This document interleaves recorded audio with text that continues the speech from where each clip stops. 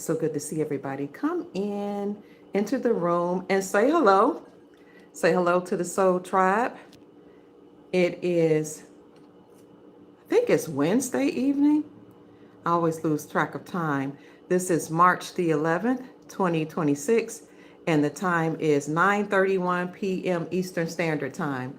This evening, I'm just going to talk about some of the practical ways we can make it in this peculiar economy. So come in the room, check in. I'll be happy to answer some of your questions because a lot of people want to know questions about the RV, GCR, and other things. But tonight, I just wanted to talk about some of the practical ways to make it in this economy because people are struggling and people are trying to figure out how they're going to make it. Good evening. I know a lot of people are saying things like, they're tired of waiting.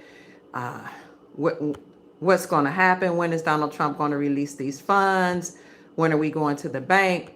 But my question to us is, what are we going to do in the interim? Because there are some things that we can do, family. Hi. It's good to see you, Sister Linda and Brother Will. Sister Linda Armstrong, Brother Will Armstrong, Ali, good day to you, Proverbs. Welcome. I'll do my best to be brief. But this has been on my mind because I know that we are living in a time where the gas prices are up, inflation is up, our money doesn't go as far as it used to. People are without jobs or they're not getting any pay raises or very little pay raises. I've even heard people say they've been unemployed for several months. So I'm going to talk about some practical ways that we can make it in this economy. And I'm looking at my notes because I think I forgot to list something. But check in. Let us know how you're feeling. Good evening. You're a truck driver and you're feeling it. You're a truck owner. Yes, I heard that a lot of truck owners are having a hard time right now.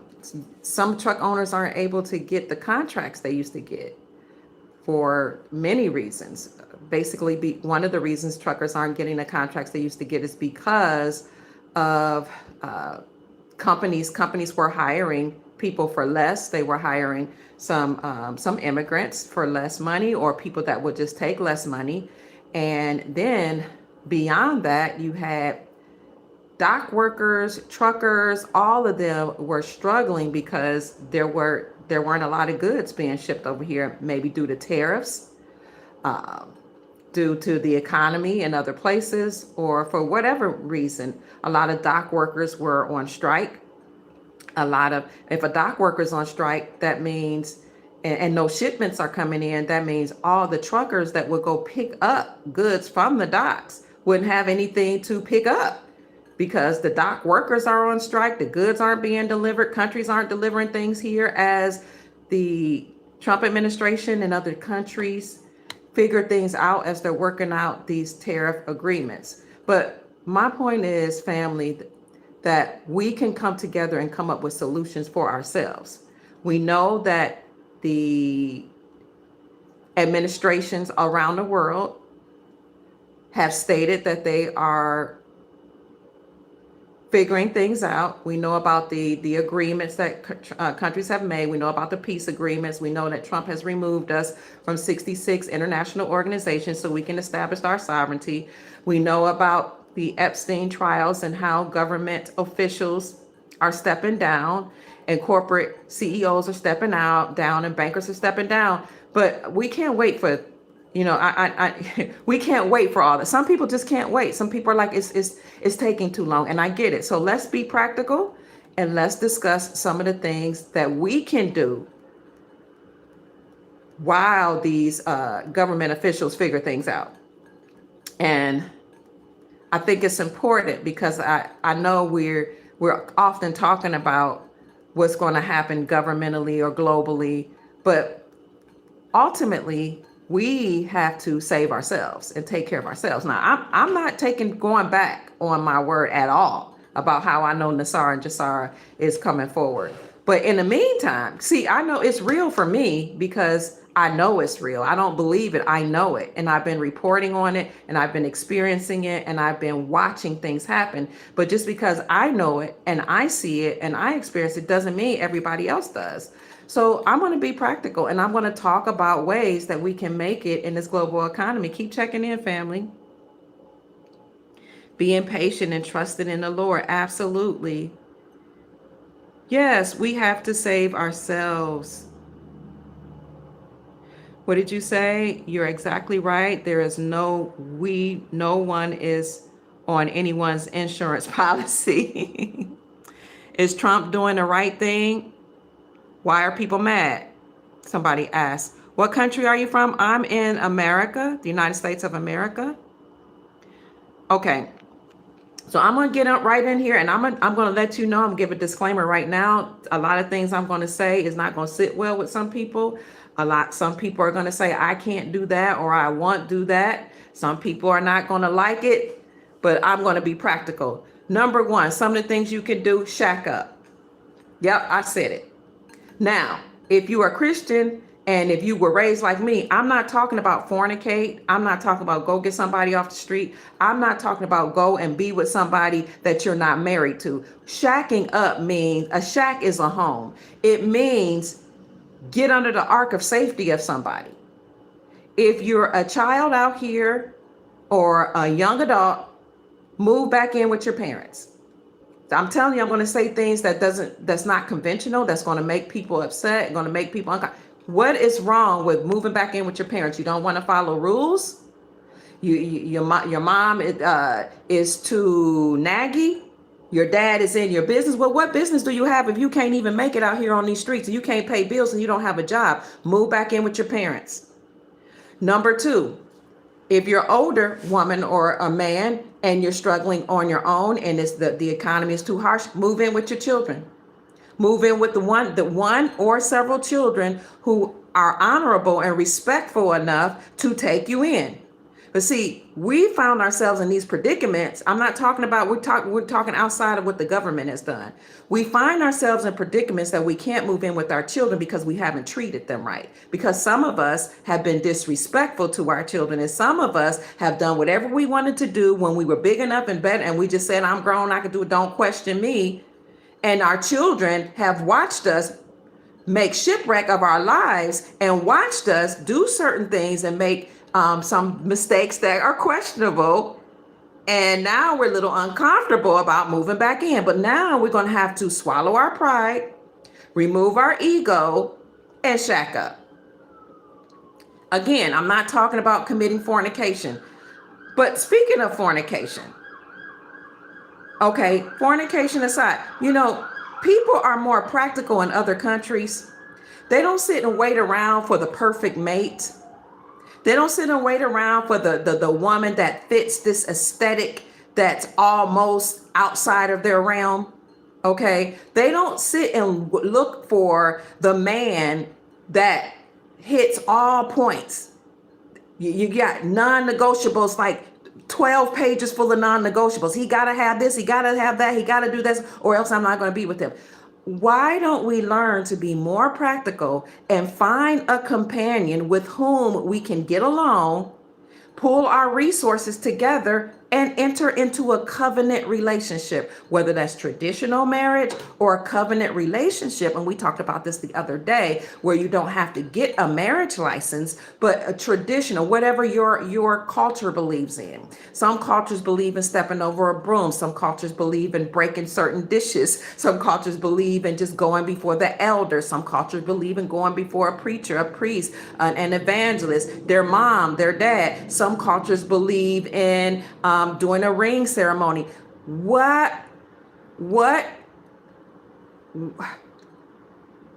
is it that we've gotten to a place where we're willing to be alone and struggle and complain and murmur instead of getting into covenant with somebody?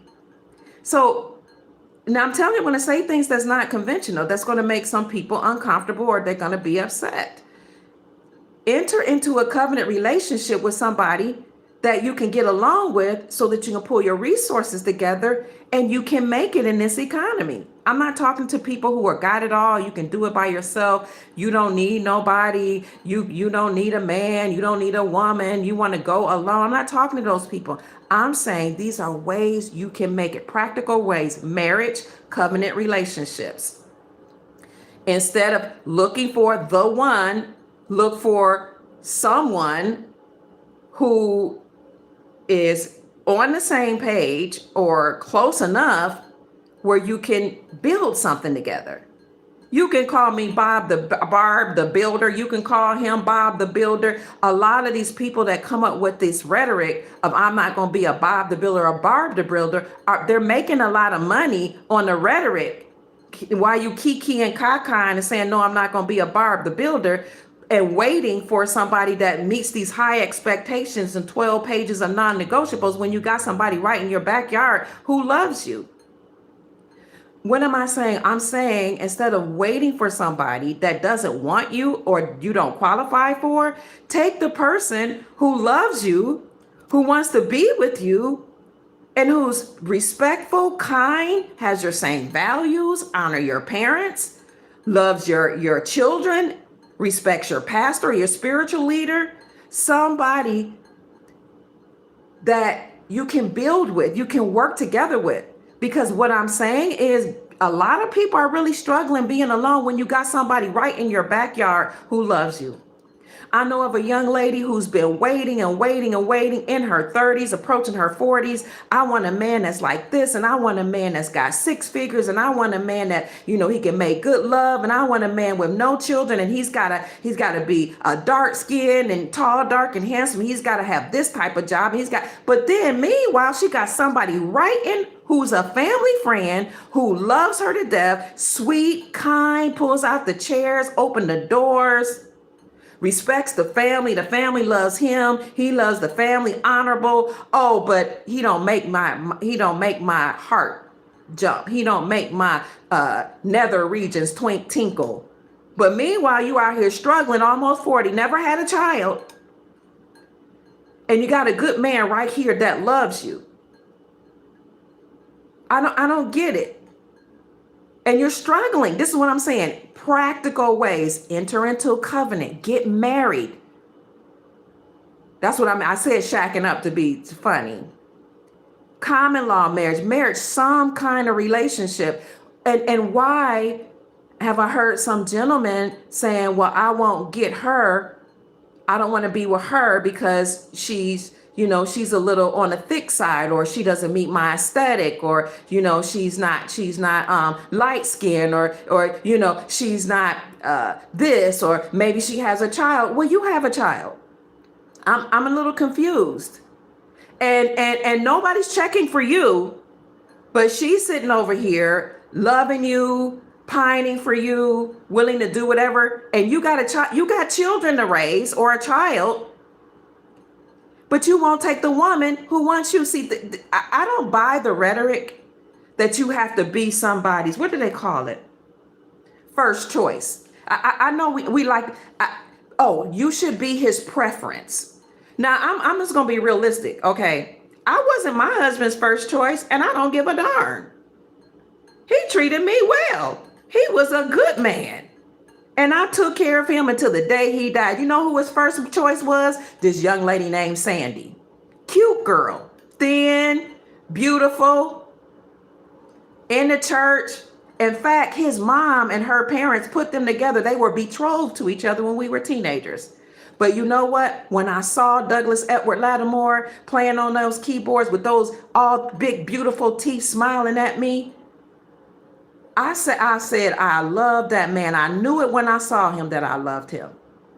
And my mother told me, I was a teenager. I knew it when I saw him. My mother said, you know that man you like, that little boy you like over there, that little nappy-headed little Negro boy that's playing that piano. I don't know why you love him. You know, that's the same little boy when you were about 5 years old, when I took you to church, that you were smiling and googling at. You don't remember, and you were saying he couldn't play the piano, it would hurt your ears, but you was always smiling when you were 5 years old. I said, yes, ma'am. Now you're 14 and you think you're in love, and that's the same little raggedy, nappy-headed boy. I was like, what? What? You mean, oh my God, I love Zim. I just don't know what it is, Mama. I love Zim. But he was betrothed to Sandy. That was his preference. She was cute. And the families knew each other. But you know what? I sat in the cut and I said to myself, that's the man I want. That's the man I'm going to get. That's why I don't let people talk about my husband. Oh, y'all had issues and, he might have not been. No, that's the man I chose. That's the man I loved. I don't care what problems we have. And you will not speak a bad word about my man. Feel what I'm saying? Even when my children be like, Mom, but no, you won't say, you better watch your mouth when it comes to the man I chose. Sandy was his first choice. Thank you for the hearts.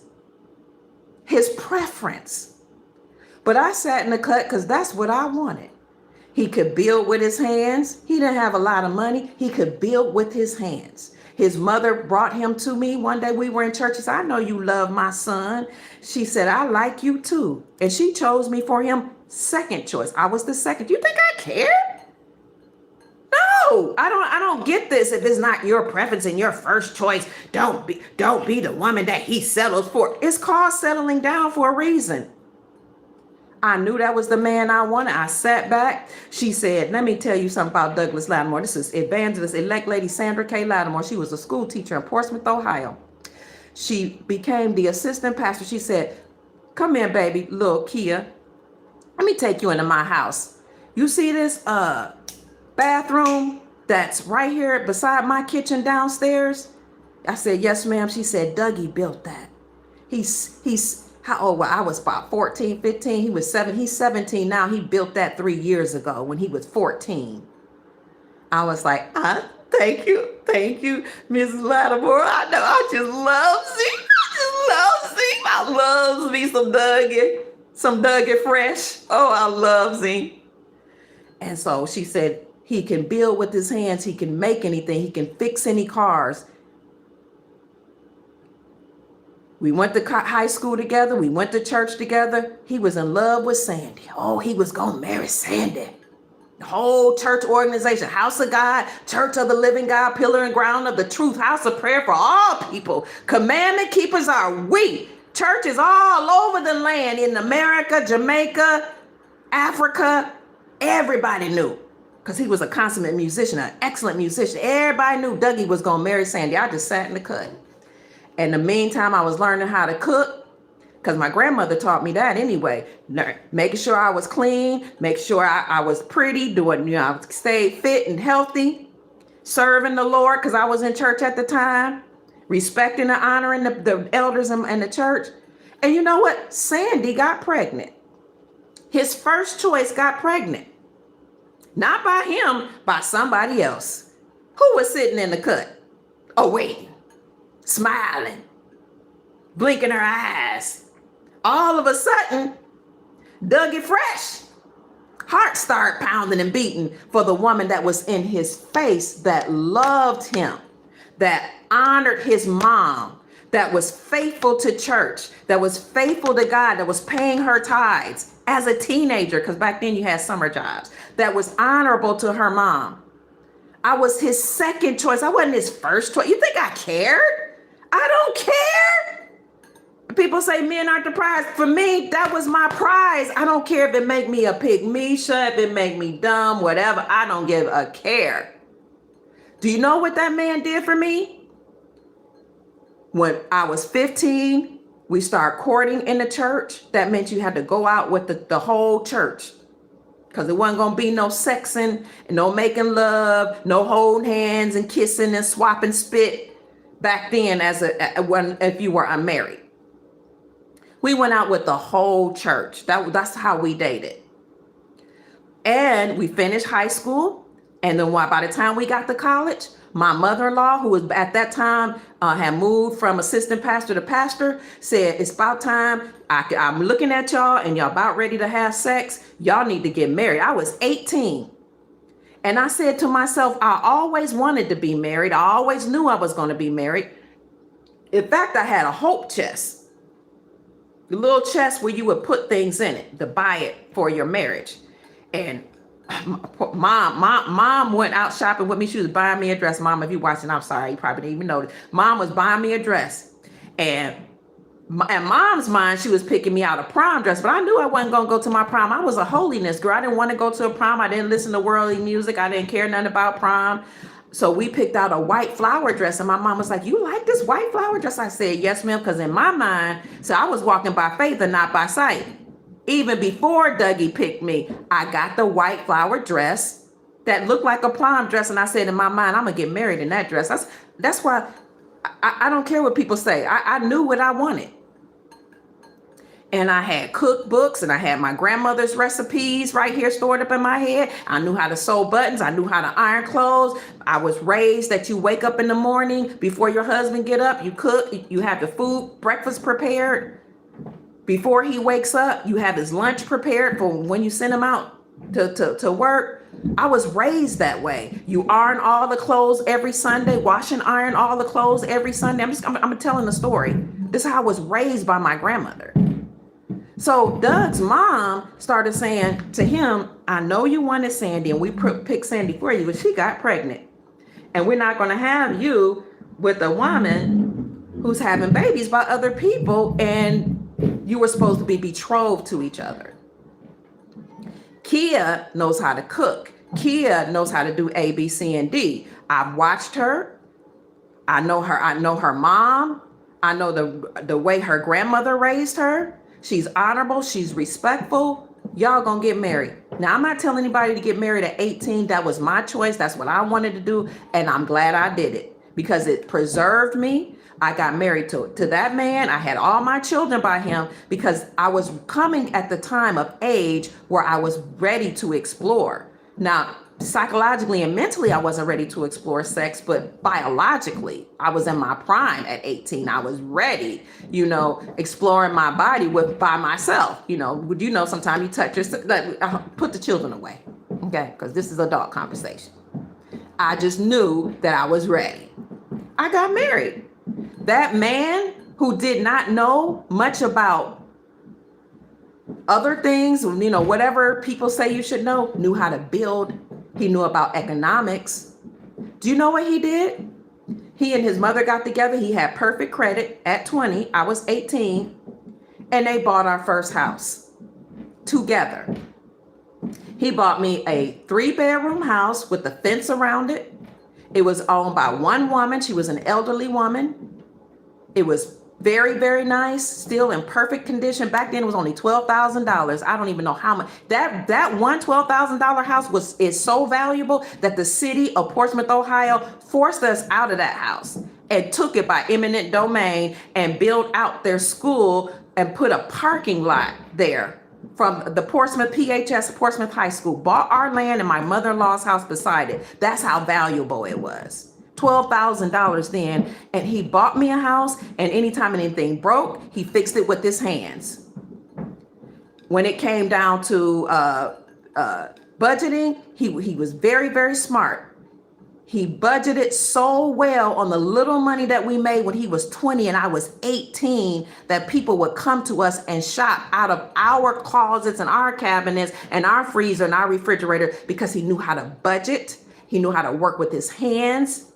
And eventually, through the years, because he knew how to work with his hands, he started a business, building buildings, putting ephes on businesses like Kmart, and later on it became Walmarts and Big Sam's, or whatever you call those places. Big Bear we used to have in Portsmouth, Ohio, because he knew how to work with his hands. He wasn't rich. He didn't make 6 figures. He was freaking 20 years old. I was 18. We fell in love from a young age, went to high school, finished high school, went to college together. I was his second choice. Who knows? Might have been a third. I don't know. But I know Sandy was the woman he was supposed to marry. My point is, he chose the woman who chose him. He chose and settled for the woman who loved him. And we built a beautiful home, 4 children together. Later went on and now have 8. We fostered many, many children, did a lot of work in the ministry. We had issues, we had problems like all relationships. But at the end, I honored my vows to death do us part. I took care of him when he got sick. I took care of our children and children that came after our children because he had another relationship. And I honored her and loved her for being the woman that loved my husband. And I honored her and her children and their children. And when it got to a certain point, I helped take care of and raise those children and still have a great relationship with them. And you better not talk bad about their stepmama. They call me auntie, mama, whatever they feel like calling me. You can't disrespect them because I honored their father. I honored their mother. I loved that man until he passed away. I took care of him when he was invalid and he could not take care of himself. I wiped him. I changed him. I fed him, not because I'm a good person, but because I honored the vows and because I figured out a way to make things work out. When we were separated, I struggled as a single woman. Hear me out. I know what I'm talking about. He had a great relationship, and then when that evolved, that relationship evolved, and things started, changing. The nature of their relationship changed, and he became sick. He settled for the woman who loved him and who would take care of him. And I'm not saying he chose me, I'm not saying anything about any other woman that I loved any other woman or women that he loved. And I said, look, this is just Dr. Kia Pruitt talking. I'm just going to be real with you. I love you. I hear people say, I could never. But you know what? I was struggling by myself. I had children. I didn't like being uncovered. I didn't like financial hardships. I didn't like seeing my children struggle. I didn't like hearing my children have pain and groan because their parents weren't together. I'm not telling anybody do what you can't do or, I can't do. I'm saying at some point, people are going to have to do what's wise. Settle for or love the person who loves you. Choose the person who chooses you. My husband chose me because I was there and I loved him. And he ended up making a good choice because I loved him to the day he closed his eyes, as did his other baby's mom, his common law wife. She loved him to the day he died, and I still love her. Why should we both struggle? Why should he struggle, I struggle, she struggle, and all the babies struggle and be out here financially uncovered when we could pull our resources together? I'm not even talking about, polygamy, polyamory. I'm not talking about, put a name on it if you want. I'm talking about making rational decisions, practical decisions based on what's best for you in a harsh economy. Based on what's best for the children. Okay, so I said, get married. I wasn't the first choice. I see all these coaches online. Don't be his settlement, be his preference. Well, his preference is out of his reach, just like your preference is out of your reach. Men oftentimes men are a little more practical than we women. I mean, we idealize, we fantasize, women watch the drama. We watch these Disney shows and the love movies and the feel good shows. But a lot of times men will say, she can cook. She's a good mother. She makes good decisions. I'm gonna marry her, or I'm gonna enter into covenant with her because heck, I need some help too. And sometimes we women don't do that. Sometimes we do. Sometimes we don't. But while coaches are telling you be his preference, the man you want might not want you. You might not qualify for somebody's making six figures. Or 6 figures isn't even a lot in 2026 to some people. But why would you be like the young lady that I know who's waiting for this man that's supposed to be almost a millionaire when she's approaching 40, haven't had children, want children so bad, but got a man right right there in her backyard, loving her, wanting to do for her, but a lot of times our emotions get in the way. And we don't realize that in love feelings, those emotions change. What's practical? What makes sense? So in some cultures, the parents will put their children together based on their values, their ideologies, the agreements that the families have. And I hear people say, oh, I would never do that. And I hear you, because we didn't come from that culture, but I have friendships with those people. And I talk to the women often, and they're like, some of them are like, I trust my dad to match me with somebody that he knows.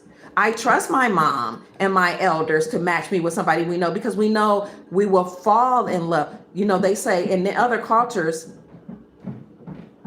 they fall in love with who they marry. In our culture, we marry who we're in love with.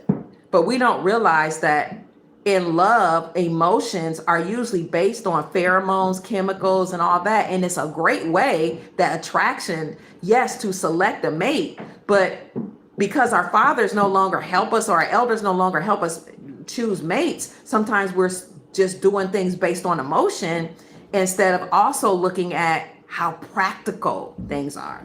So as I talk to those ladies who marry based on arrangements, they say, well, what's the alternative? Be out here sexing everybody and going through and dating and going through all these different men, hoping I find the right one, and maybe coming up with 2 or 3 or 4 kids and all these experiences and hardships and heartbreak. No, I'd rather stick with my culture.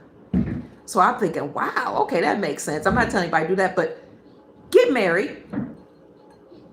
Enter into a covenant relationship. What are we doing? Why are we sitting up here struggling and alone and sitting up here like I'm just gonna wait when you're 40, 45? What are we doing? And you want children? But the millionaire, baby, most men at that age, if he's a millionaire or he's got the money that, yes, you can wait on him, but he probably is already married or has options, and you might be his second wife, or you might be his mistress. But a lot of these men that are already reached a certain point, when women talk about these men that are way up here, that I want a judge, I want a lawyer, I want a boss man, and he's got to be this, and he can't be a blue collar worker.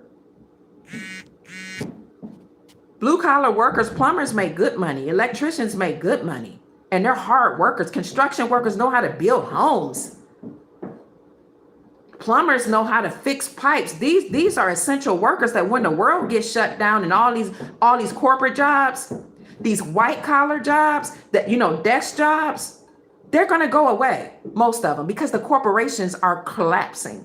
So if the whole world shuts down again, who's going to be still having a job? The trucker.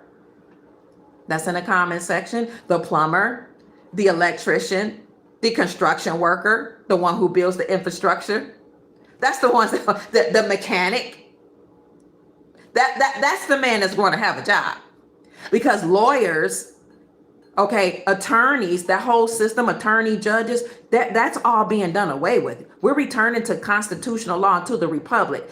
If you want to be an attorney or a judge, you have to be retrained in constitutional law. Okay, those jobs are phasing out. CEOs of corporations, a lot of them been implicated in the Epstein files. And even if they hadn't been, after COVID, most of those places are suffering. And even if those places weren't suffering because of COVID, they get loans from banks. Do you know what's happening to banks? Most of them have collapsed. So you're looking for a CEO of a bank? Well, most of those banks are closing, they're collapsing, and most of those big corporations, they can't get any loans anymore because the banking system and the Federal Reserve central banking system, it's collapsing. So the CEOs that you're waiting for, the corporate officer that you're waiting for, the banker that you're waiting for, the global economist that you're waiting for, the millionaire that you're waiting for, they're not going to have the same jobs. It's all collapsing. What are we doing? Love the man who loves you, the person that can provide, or that can build, that can make.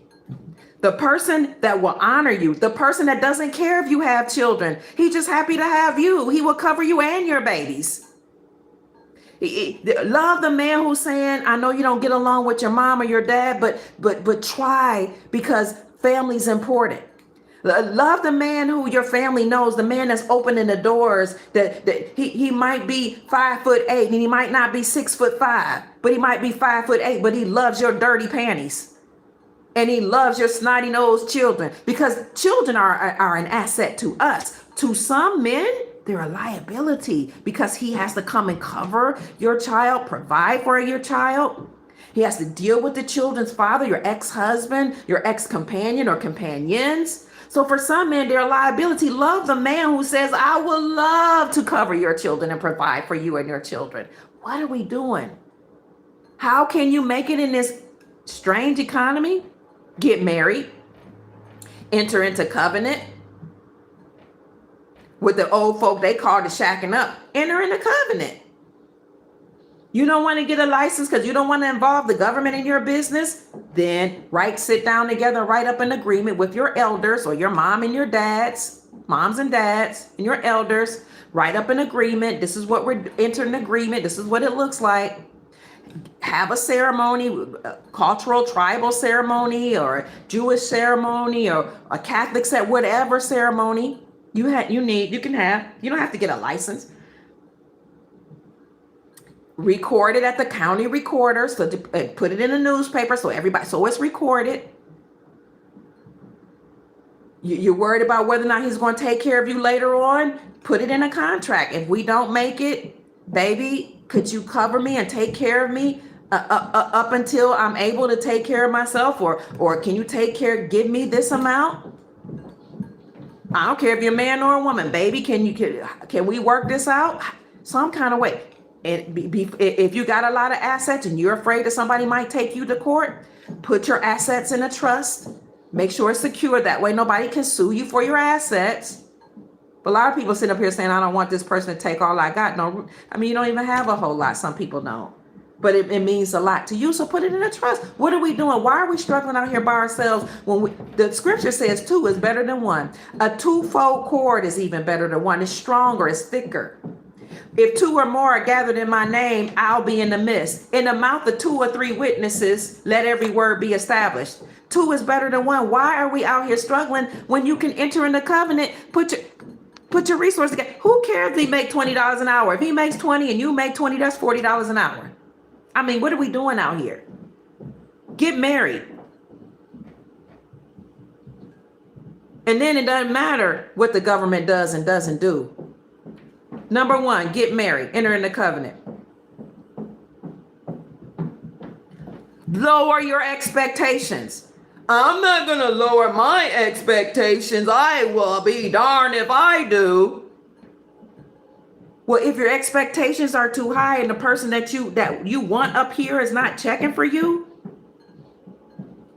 I don't care if you can go to the country club. You can position yourself at the highest, the church with all the money is. You can do all that. You can play all the games that the coaches tell you to play, and it will work for some.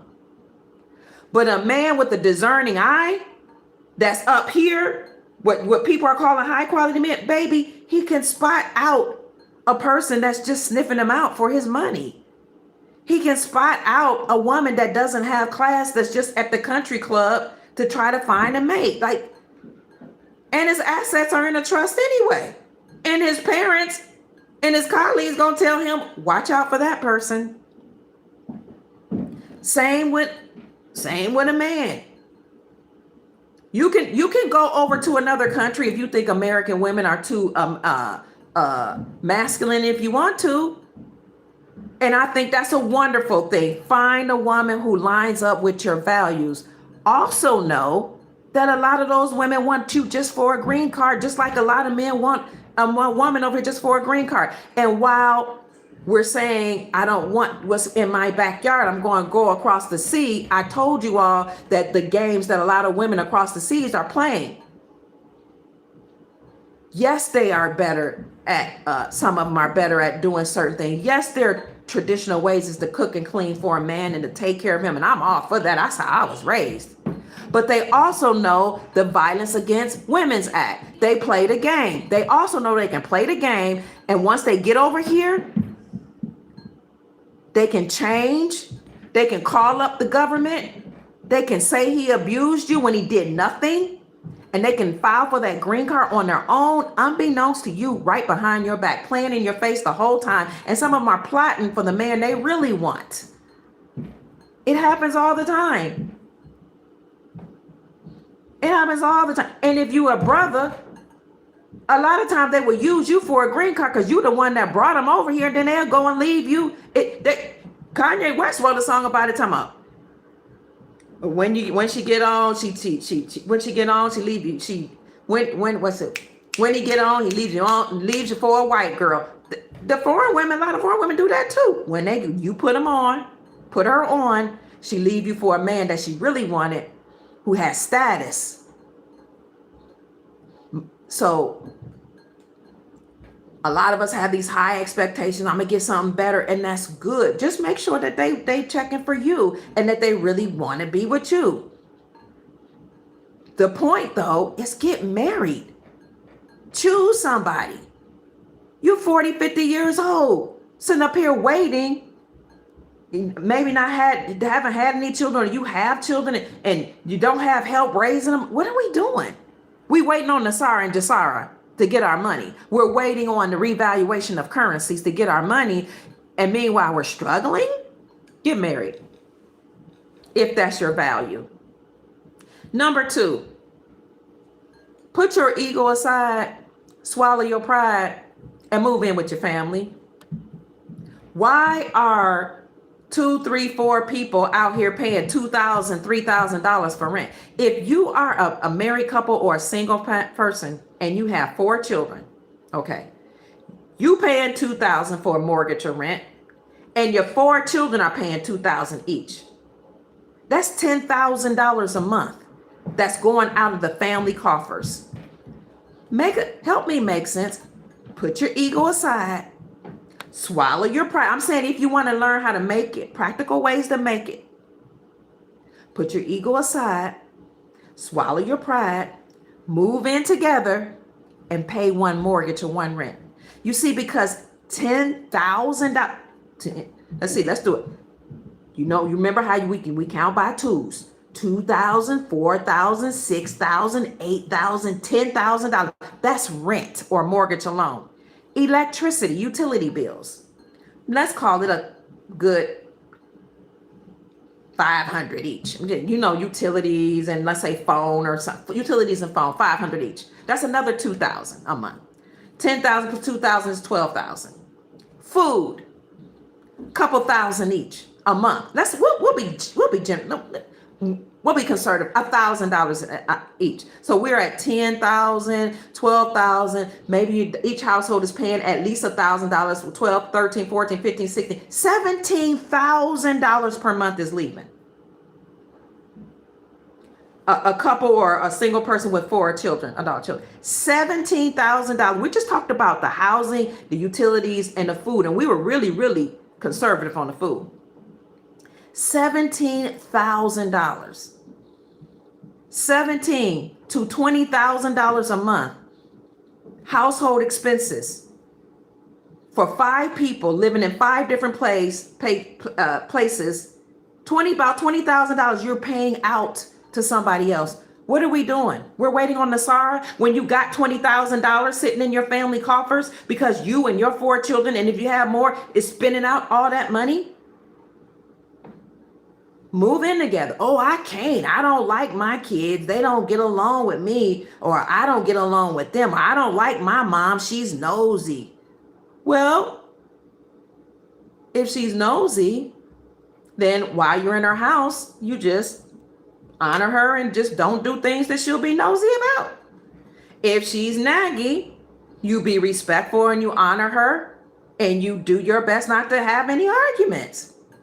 If dad is strict, you live by the rules that dad sets for you, or you can stay out here and struggle.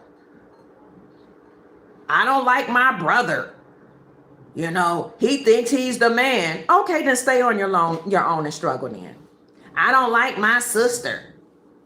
She nags too much. She thinks she's too cute. Okay, then stay out there and struggle. But when you learn how to put the ego aside,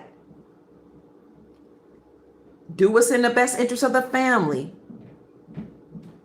then some of us will come together and stop struggling. $20,000 per month is leaving the family, and we're waiting on Nasara. You're already wealthy.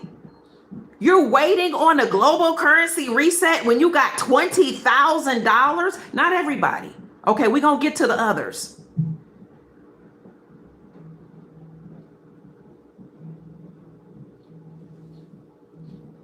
What else can you do? Get married, move in together, get mom and dad out the nursing home, or convince them to move closer. Why? Because mom and dad are struggling too as senior citizens on that one income, the senior citizen income. Mom and dad, or mom and or dad, could be helping raise the children, and that would save on child care. Oh, I don't like my mom. She when I was 16, she told me that I couldn't marry Man because Man was a dope dealer.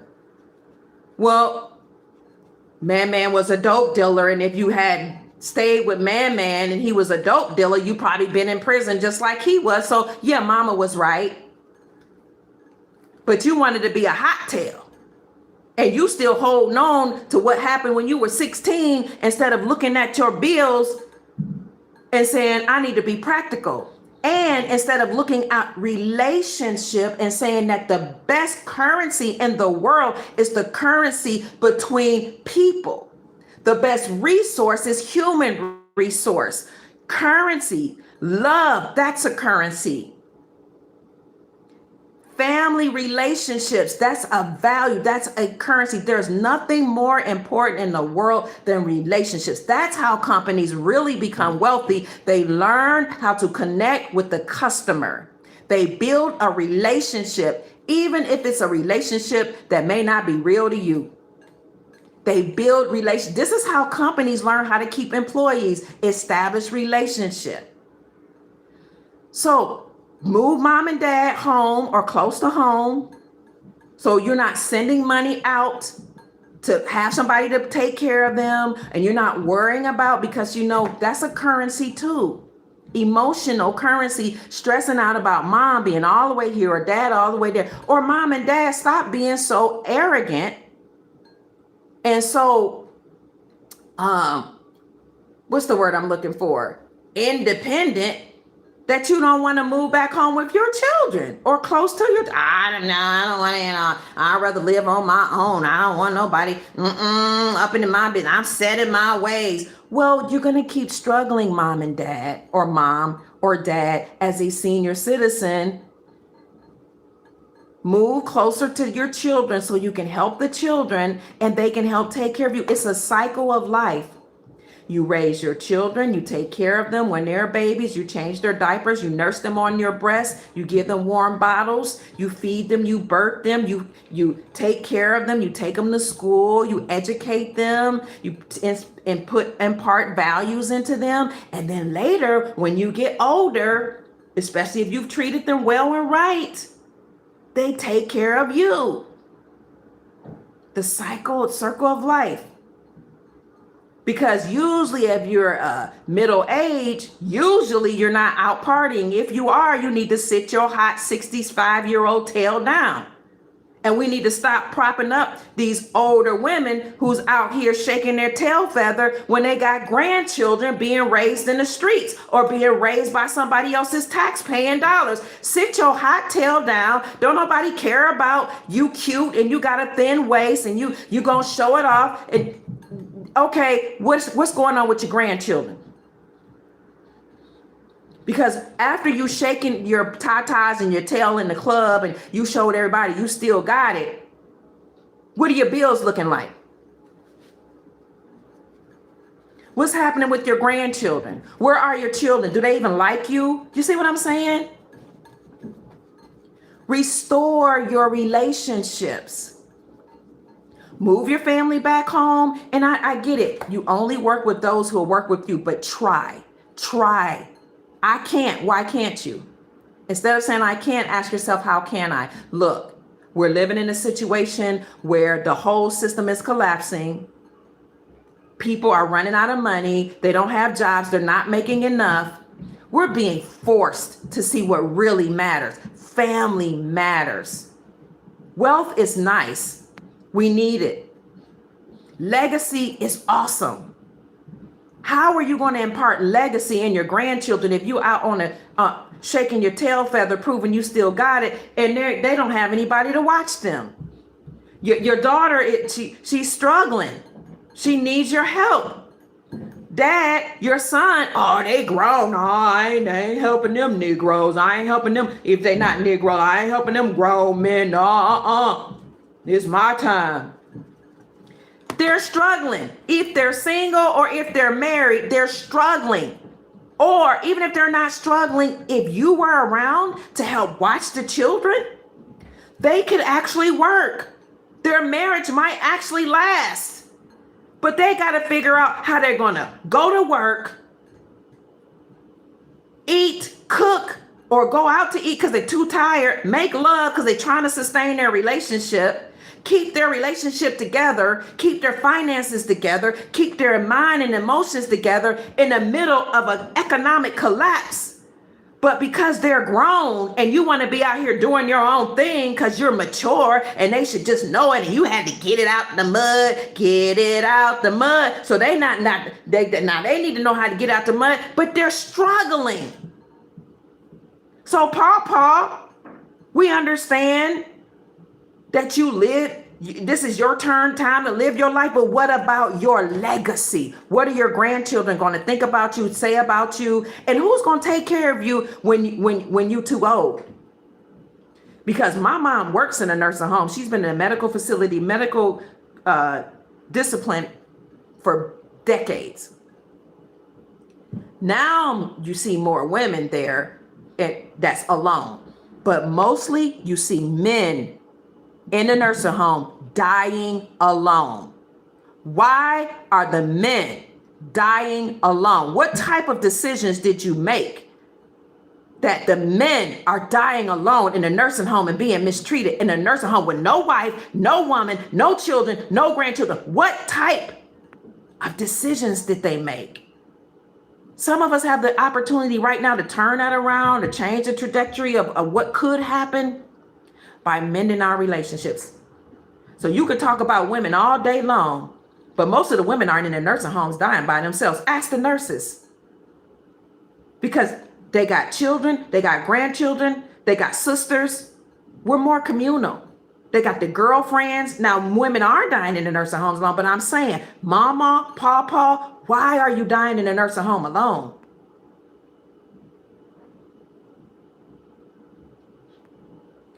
We got to make some decisions. It's not the government. Everything's not the government's fault. It's not their responsibility, like it or not. Yes, we were all enslaved. Yes, we've all been colonized. Yes, we were all considered chattel to pay off the debt. But there's some things we need to be accountable for. Family, legacy. What are the values your children are living by? We can tell what type of job parents have done by how the children are behaving. I don't care if they're grown. My children are in their 30s, approaching 40s, the first set. The second set, they're younger. I know that where they are, I'm glad. My mom called me the other day, how are you children? Said, Mom, thank God, finally I can breathe. You know, they're making good decisions. They're doing well. Mom, I'm so grateful. I was hard on my children. But if there's anything that I think I don't like, that's my accountability, my responsibility, because I'm the parent. And I hear a lot of women say, oh, they were good with me, but when they went with their dad, they were like this. Well, then why didn't you try to make a good relationship with the dad so that y'all can both parent together, even if you're not together? Some of us are going to have to calm down Check our egos at the door and do what's practical. Grandparents need to move closer. People need to get married or enter into covenant. People also, here's another way you can make it in this precarious economy. Build relationships and connections with local merchants. Build relationships and connections with the local merchants in your community. I'm gonna give you an example why. Thank you so much for the blessing. Thank you, and Nunak. I appreciate you for the $20. God bless you. Heaven smile on you. I told you, I appreciate you because it might not resonate with everybody, but I'm glad it resonates with you. Why do you need to build a relationship with your local merchants? Because when you build a relationship with your local merchants, you're able to get discounts and you're able to barter. So today I went to the farmer's market with my grandchildren. We love the farmer's market thanks to Chef Yosef, who is the chef of our Soul Tribe here on the Soul Dr. Kia Pruitt show. He told me, because I was like, I go to Whole Foods and I go to Publix, but I still don't feel healthy. He was like, you need to be going to the farmer's markets. And I'm ecstatic. The food is healthier. It's grown locally, no chemicals or fewer chemicals. And I'm building a relationship. So I went to the local farmers markets. Now I've been to several. We got about 4 or 5 of them that I love to go to. Today, I'm going to put pictures up of these tomatoes. Like I went there and I said, oh, mama, I call her mama. I said, oh, mama, your tomatoes look so good. I was like, let me get a couple of those because I want to make my own sauce today because I don't be trusting the tomato sauce in the stores. She said, oh, girl, all these are ripe and I don't want them to sit there. I was like, okay, I'll just take 3 or 4. She said, no, I got baskets full of them. Take as many as you want for $2. As many, I don't care if you take a bag full, 2 bags full, take as many as you want for $2. Why? Because I established a relationship with her. Because when I go to the local market and I see somebody in the community that's from the city that sees me coming and going all the time, bringing my grandchildren, I'm honorable and respectful to her. Now she wants to do something for me. Take as many tomatoes as you want. And kids, you see some fruit that you want, take the fruit that you want. And Kia, I know you love coffee. Let me go over here and make you some coffee. Build a relationship with the merchants, the local merchants in your community. Because these big stores, Publix and Whole Foods and Kroger, a lot of them are closing. We're going back to mom and pop shops. And you know what else? I went right down from her down to another lady, Big Mama.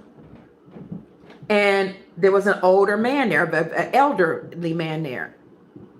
He's just smiling at me, take a liking to me. You girl, young girl, you so pretty, young thing. Now I'm almost 60. You's a pretty young thing. I know you like cabbage. Here, put it on my tab. Get her some cabbages. Oh, and the children, they like the boiled peanuts. I'll put it on my tab.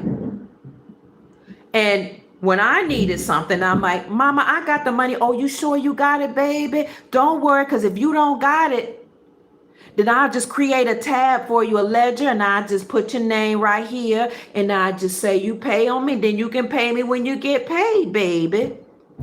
Build a relationship with your local merchants. I go to another place that I frequent. Local merchants are more personable. You're building a relationship with you. Now you know each other's family members. When I go to the local coin shop, I ask for Natalie all the time. Where's Natalie? Natalie's like, hey girl, how's your daughter Sarah? I saw her the other day. Hey, how's Dave? The bald one. And what about the one with the locks? Girl, you know what? I got a granddaughter, but she a little young, or she was a little, you know what I'm saying? I'm like, Natalie, what you got for me? You got any deals? For you? Of course I do. Kia, she know that I'm Kia, the Dr. Kia Pruitt show, because some of our listeners frequent that show, but she don't care about that. I have a relationship with her. I come in there often. We talk about coins. I know her brother now. I know her family. We both joined the coin club. I know the owner of the store. I know her brother. The families all know each other now. And now, if they're getting certain coins, they pick up the phone and call me. If they're getting certain things in, they pick up the phone and call me. If I need a deal for you, I'm going to give you a deal. Oh, everybody else pays this. You don't have to pay that. Establish a relationship with your local merchants. Because when things get hard, or as things are hard, you oftentimes can get bargains. I'm gonna go through this list, and I'm trying not to be too long. Establish a relationship with your local merchant, because if you have a local, say your local coin dealer, you can buy coins right away. And if you need to sell something to pay a bill, to buy a house or whatever, you don't have to call up somebody long distance or somebody online dealer that I'm an affiliate with Miles Franklin. You might not have time to call Miles Franklin Precious Metals Company or AppMex or Great American Coin Company. You might have to go straight down to Edgewood Coin or Sam Smith's Coin Shop or A1 Coin Dealers or the Antique Shop. You know what I'm saying? Establish a relationship. You might need milk right away. Go to the person who's milking cows right down the road. Establish relationship with your local merchants. Why else would you establish a relationship with your local merchants? Because you can barter with them. They might give you deals, but they might say, okay, you don't have money. Like one day I got my hair done. And I really did have the money to pay the person, but I wanted to teach them about silver. So I said, let me pay you some of this in silver. Let me give you my tip in silver. What? Silver? What's that? Then there was a teachable moment. Silver is money. According to the Constitution, Article 1, Section 10, the only thing that should be used to pay off debt is silver and gold. The only lawful money is silver and gold. Really? What? Oh my God, that's so shiny. That's so beautiful. It gives you an opportunity to educate. And you can maybe trade service. Like I used to own a credit repair business called Blue Crown Credit. For those of you asking me for the dispute letter on how to dispute negative items on your credit report and get collections off, the dispute letter that people charge a lot of money for is on my community section of my YouTube channel. I didn't charge people to do that. I could have, and I could have made a lot of money, especially when everybody was struggling to buy a house during the collapse housing market from 2008 to 2020. I could have made a lot of money. No, I didn't want to make money at that time. I was doing other things. I said, I will barter. People did my hair. They gave me concert tickets. They gave me coupons to my favorite restaurants. Bartering in exchange for me cleaning up their credit and teaching them how to raise their credit score. Now they're able to buy a house. Now they're able to buy a car. You see? So that's the next thing. Establish a relationship with the merchants in your community. The bakery, the local stores, the local shops, they're more personable, and local people are more likely to rent to you if you need rent.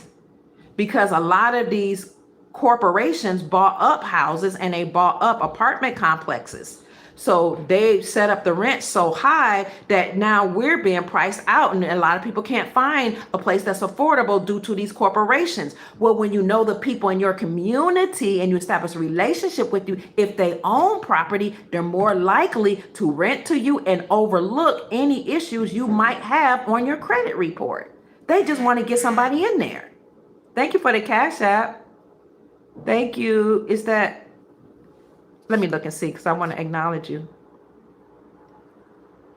Schemetris. Thank you so much for the Cash App.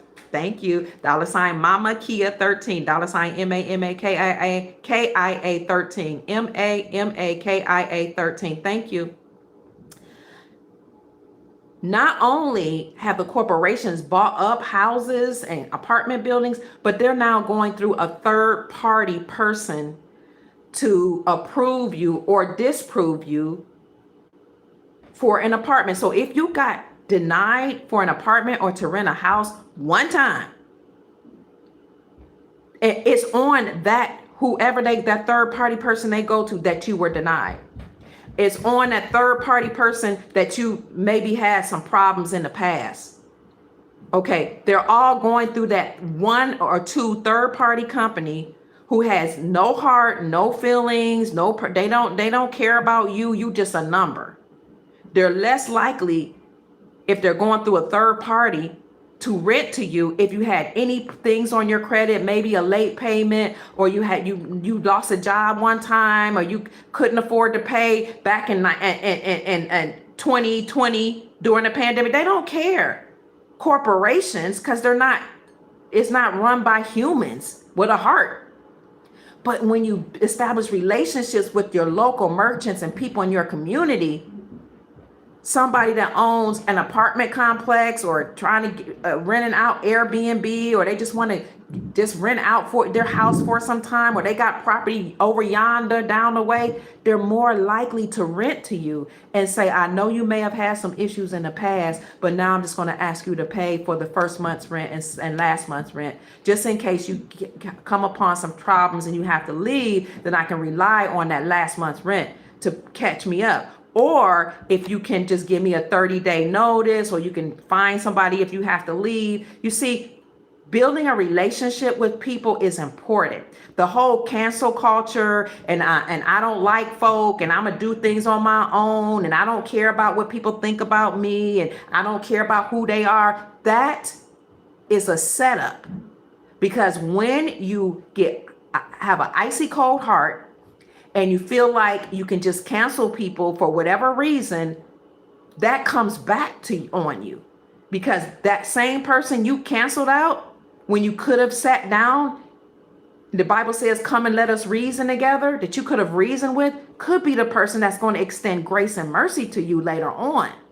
Cancel culture is not being emotionally stable. It's not having a high emotional IQ. It's not being operating in the highest honorable way.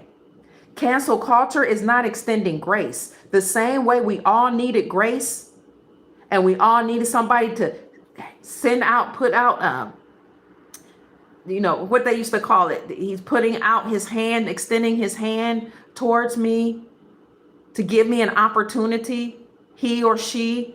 Sometimes we need that. Other people need that too. So we don't want to just cancel people out. We don't want to just have a lack of forgiveness, because we're going to need people, and we want to accrue good karma, so that when we need help and we need mercy and we need grace and we need somebody to have good karma towards us, we have racked up good karma credits. So establish a relationship with people in your community. Learn to barter, get married, okay? Another way to make it in this strange economy: buy and sell or barter from your family or people in your community.